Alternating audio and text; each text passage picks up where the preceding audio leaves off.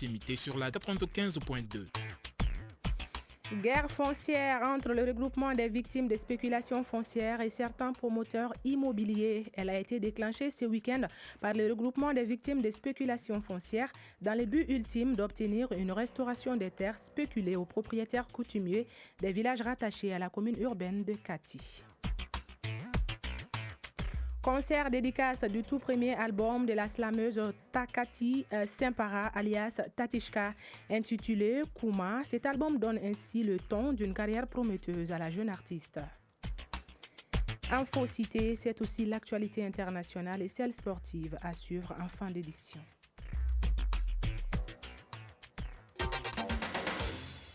Lundi 16 décembre 2024. Mesdames et messieurs, bonjour et bienvenue dans Info Cité.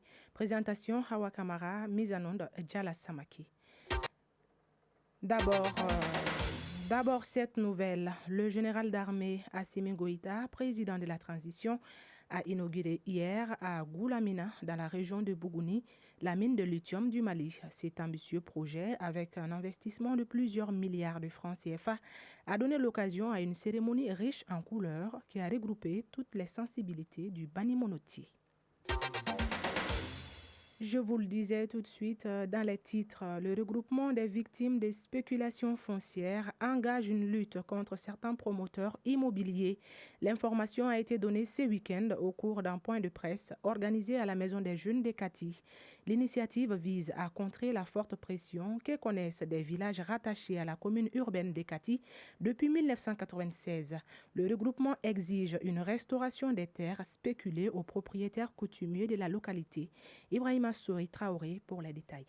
À l'ordre du jour de ce point de presse du regroupement des victimes des spéculations foncières dans le cercle de Kati, une dénonciation des multiples harcèlements liés aux fonciers dans les zones de Sidakoro Niare, Ntubana et Sanamfara. Drissa Niare, porte-parole du regroupement des victimes des spéculations foncières dans le cercle de Kati. Nos terres de clôture ont été spoliées par des spéculateurs fonciers. Ces titres fonciers ont été créés en violation flagrante des textes domaniales, car nous avons démarché les hautes autorités à l'époque et nous a fait savoir que les titres ont été créés sans enquête foncière. Et nous avons trouvé que ces titres fonciers ont été créés par la complicité de certains agents du service des domaines au détriment du monde rural. À la suite de plusieurs titres fonciers cédés de façon incorrecte à des tierces, les victimes exigent une restauration des terres qui seraient frauduleusement acquises au détriment des propriétaires coutumiers. Bakari Niare, conseiller du chef de village de Sidakoro Niare. Nous sommes sous le choc vu la création de titres fonciers sur nos terres sans le respect des éléments pour la création de titres. Parce que les titres doivent être créés, il y a des préalables. Mais les préalables maintenant n'ont pas été suivis. Le point de presse est couplé à un soutien aux autorités de la transition. Drissa Niare, porte-parole du regroupement des victimes des spéculations foncières dans le cercle de Kati. C'est grâce aux FAMA, par l'effort, l'engagement du président de la République, l'armée a pu récupérer le Mali. À cause de ça, nous savons que les militaires se battent tous les jours pour la patrie dans son combat, pour la prospérité. Bakari Niare, conseiller du chef des villages de Sidakoro Niare. Les autorités qui sont là actuellement, les autorités de la transition, ils ne sont rien dans ça. Vraiment, nous les saluons, nous les remercions sincèrement. Nous demandons à ce qu'elles nous aident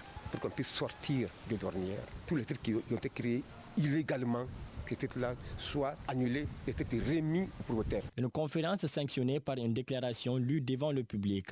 Elle dénonce des accaparements massifs de terres de culture au profit d'intérêts privés. Par conséquent, le regroupement appelle les autorités de la transition à prendre toutes les dispositions nécessaires pour mettre fin à ce qu'il qualifie d'oppression et de dépossession du monde rural. Le tatouage, un dessin décoratif ou symbolique permanent effectué sur la peau. La pratique prend de plus en plus de l'ampleur dans notre société. Quelle signification a les tatouages et quelle est son histoire? Réponse dans ce reportage de Kinta Togora.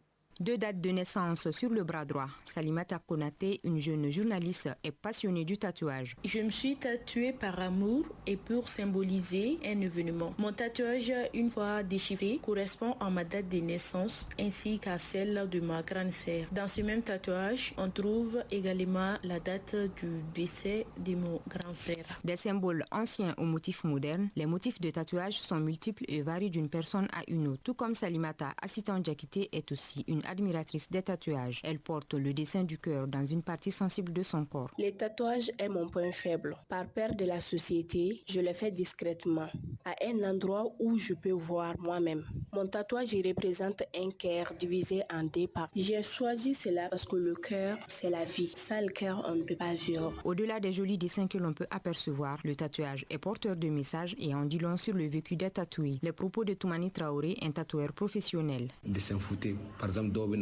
Chaque tatouage a une signification particulière, que ce soit un éléphant ou un lion. Le choix du dessin n'est pas fortuit et en dit long sur le vécu de la personne. Certains choisissent de dessiner la date de décès d'un être qui leur tient à cœur, ou soit la date de naissance de leur enfant, tout comme certains le font pour cacher leur cicatrice due à un accident. C'est surtout fréquent chez les femmes.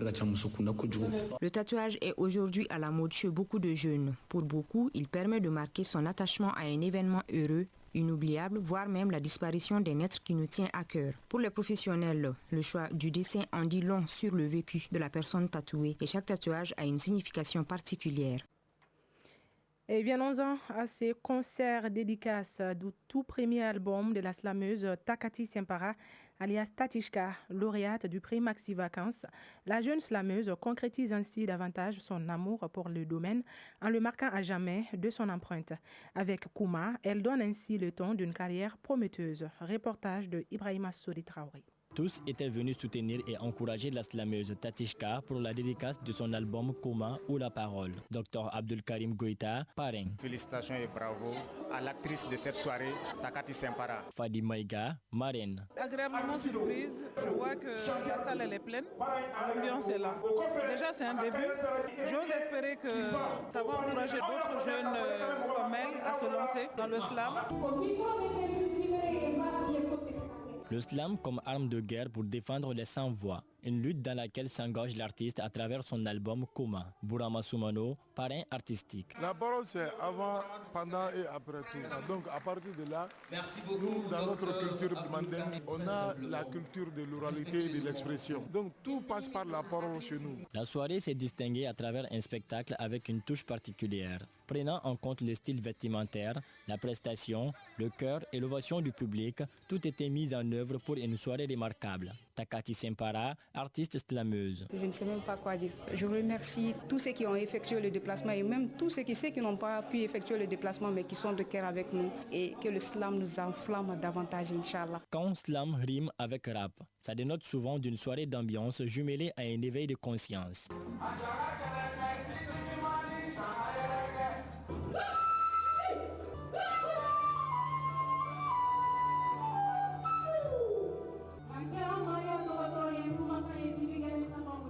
Cette soirée est aussi synonyme de pari remporté, puisque c'est une première dans l'histoire du slam malien de mobiliser tant de spectateurs pour une pareille occasion, selon des interlocuteurs.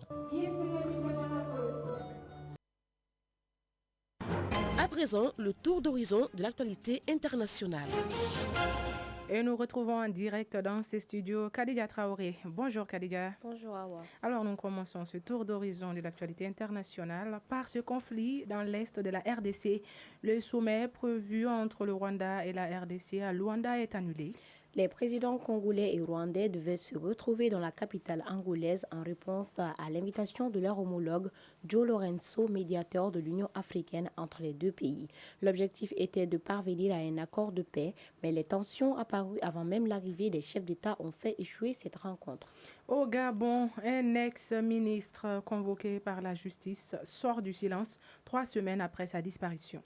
L'ancien ministre des Mines, Hervé Patrick Opianga, qui ne donnait plus de nouvelles depuis le 22 novembre, est sorti de son mutisme à travers une vidéo. Celui qui est également désormais soupçonné de tentative d'atteinte aux intérêts fondamentaux de la nation dénonce un mensonge et demande au chef d'État d'œuvrer à ce qu'il y ait une accalmie dans cette affaire. Et pour terminer, le Cameroun accueille un sommet de la CEMAC dans un environnement économique difficile. Sommet extraordinaire prévu aujourd'hui à Yaoundé. Il intervient alors que la région présente des signaux d'alerte préoccupants imputés à des dérapages et à des défaillances dans la mise en œuvre des réformes recommandées selon l'organisation. Une situation qui pourrait compromettre le décaissement d'appui budgétaire du FMI à plusieurs pays. C'est tout.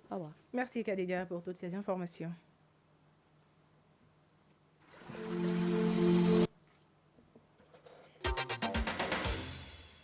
présent, grand dossier de cette édition, la salutation, faisant partie du quotidien et surtout des valeurs sociétales des Maliens. Difficile aujourd'hui de se passer de cette pratique valeureuse et valorisante, non seulement pour la personne dont elle vient, mais aussi pour la personne qui la reçoit. Elle peut même souvent ouvrir des portes à des personnes chanceuses. Mamoudou Dante nous en dit plus. La salutation est un ensemble de manières d'agir, d'adresser une marque de reconnaissance, de prendre contact et de respect envers un ou plusieurs individus rencontrés physiquement. Abdoulaye Djombana, enseignant au lycée de Sanangoroba. Tu ne peux pas venir, si tu veux demander quelque chose à quelqu'un, tu ne peux pas venir s'arrêter directement à l'intéresser. Alors dire ceci, dire cela, sans lui donner même un simple bonjour. Difficile de se promener au Mali sans saluer lorsqu'on rencontre une personne. Professeur Ibrahim Ndiaye, enseignant-chercheur d'Okaïdara. C'est d'abord l'affirmation de notre humanitude, ce que nous appelons Moya. Montrer que je suis un être humain. C'est la salutation qui permet de clarifier, de valider cela. Donc c'est pour nous rappeler quel statut nous avons et quelles sont aussi nos responsabilités en tant que dépositaires de savoir et de pouvoir. Dans notre société, il est donc nécessaire de connaître les différents types. Il y a en gros 5 grands types de salutations. La première salutation, ça c'est au niveau de l'individu. On se salue nous-mêmes, donc on dit « Tanga ». Deuxième catégorie de salutation, ça c'est vis-à-vis des aînés. Troisième catégorie, c'est ceux qui sont en dessous de toi. Après les aînés, il y a les puinés. Donc ceux qu'on a reçus, on doit aussi transmettre. La quatrième catégorie, ça c'est l'ensemble des rapports sociaux. Komaya Djuru, Adamadea Djuru. La dernière catégorie de salutation, ça c'est vis-à-vis de Andabama, Ambe Allah Barkada. Et en retour, nous recevons les bénédictions divines. Le manquement à la salutation démontre le déshumanisme d'une personne vis-à-vis de la société. Yuba Nimaga, enseignant-chercheur. La perception qu'on a de celui qui ne salue pas, ça peut prouver que la personne est même orgueilleuse, même mal éduquée ou mal élevée. Professeur Ibrahim Ndiaye. Au Mali, folie, bonya, anitanga, ça c'est une obligation que chacun doit privilégier le plus possible. Moussa Koulibaly, sociologue. Saluer quelqu'un déjà te met dans une posture qui équivaut un peu à une porte d'entrée, quoi. Cela dénote en plus que vous êtes prêt pour intégrer le tissu social. Eh bien, il faut le dire, la salutation a une place de choix dans presque toutes les religions. Abbé Constant Kamaté, diocèse de Sang. L'ange Gabriel qui fut envoyé auprès de la Vierge Marie pour lui annoncer qu'elle serait la mère du Sauveur. Et dès que l'ange Gabriel est arrivé auprès de la Vierge Marie, il a commencé par saluer. Je vous salue Marie, pleine de grâce.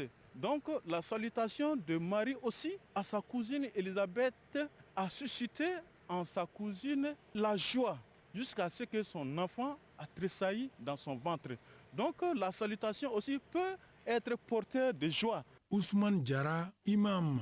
En matière religieuse, c'est une bénédiction, c'est une prière. L'islam nous demande de saluer nos proches, nos parents, les gens qu'on rencontre avec la plus belle manière. Et la réponse aussi devient une obligation sur celui dont on salue. C'est donc important de perpétuer la salutation dans nos différentes communautés et sociétés.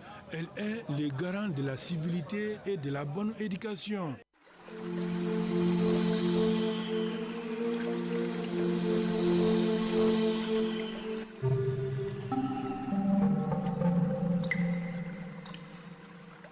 Météo, avant de refermer ce journal. Actuellement, le thermomètre affiche sur Bamako et environnant 32 degrés Celsius et la maximale attendue sera de 35 degrés Celsius. Le coucher du soleil est prévu pour 18 heures passées de 10 minutes. Voilà, c'est ce qui met fin à cette édition présentée avec grand plaisir par Hawa Kamara. Réalisation Fatoumata Togola, Salimata Konate, mise en onde Diala Samake, mise en ligne Badji Touré, coordination éditoriale Siedou Traoré, Djefa Diara. Merci à vous, chers auditeurs, de nous avoir suivis. Retenez bien que pour faire du bon travail, il faut aimer ce que vous faites. Restez connectés tout à l'heure, le journal du sport.